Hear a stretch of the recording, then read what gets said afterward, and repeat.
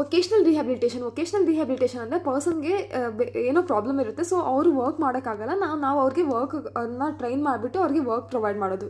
ಇದರಲ್ಲಿ 4 ಟೈಪ್ಸ್ ಇದೆ: open employment, ಮತ್ತು house based work, home based work, self employment, ಮತ್ತು ಇನ್ನೊಂದು ಶೆಲ್ಟರ್ಡ್ ಎಂಪ್ಲಾಯ್ಮೆಂಟ್ ಅಂತ.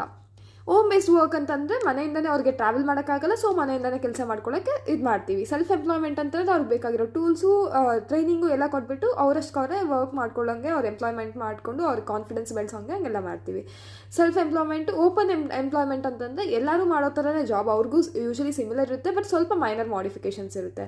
So open employment, self employment, shelter employment ಅಂತಂತಂದರೆ ಅವ್ರಿಗೆ ಲೈಕ್ ಅವರು ಸುತ್ತಮುತ್ತ ಹೆಲ್ಪ್ ಮಾಡೋಕ್ಕೆ ಕೆಲವೊಬ್ರು ಇರ್ತಾರೆ, ಅಂತ ಸಿಚುವೇಷನಲ್ಲೇ ಹೆಲ್ಪ್ ಇದು ಮಾಡೋದು.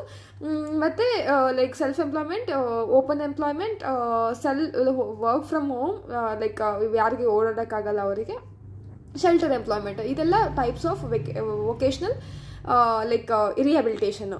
ಈ ಎಕ್ಸಾಂಪಲ್ಸ್ ತೊಗೊಳ್ಳೋದಾದರೆ, ಇವಾಗ ಕಣ್ಣು ಕಾಣಿಸಲ್ಲ ಅವರಿಗೆ, ಸೊ ಅವ್ರಿಗೆ ಮ್ಯೂಸಿಕ್ ಸಿಸ್ಟಮಲ್ಲಿ ಇಲ್ಲ ಕಾಲರ್ ಬೂತ್ಸಲ್ಲಿ ಅಲ್ಲೆಲ್ಲ ವರ್ಕ್ ಮಾಡೋಕ್ಕೆ ಇದು ಮಾಡೋದು. ಲಿಮ್ಸ್ ಅವ್ರಿಗೆ ಲೋವರ್ ಲಿಮ್ಸು ಆ್ಯಂಪಿಟ್ ಆಗಿರುತ್ತೆ, ಸೊ ಅವ್ರಿಗೆ ಹ್ಯಾಂಡಿಕ್ರಾಫ್ಟ್ ವರ್ಕ್ ಆ ಥರ ಮಾಡೋದು. ಇಲ್ಲ ಅಂತಂದರೆ ಅವರಿಗೆ ಪ್ಯಾರಾಪ್ಲೇಜಿಯಾ ಆಗಿರುತ್ತೆ, ಸೊ ಅವರಿಗೆ ಕಂಪ್ಯೂಟರ್ ಬೇಸ್ಡ್ ವರ್ಕ್ ಮಾಡೋದು, ಆ ಥರನ ನಾವು ಲೈಕ್ ಎನ್ಕರೇಜ್ ಮಾಡೋದನ್ನ ವೊಕೇಶ್ನಲ್ ರಿಹ್ಯಾಬಿಲಿಟೇಷನ್ ಅಂತ ಕರೀತಾರೆ. If you find this video helpful, please do like, share, subscribe to my channel.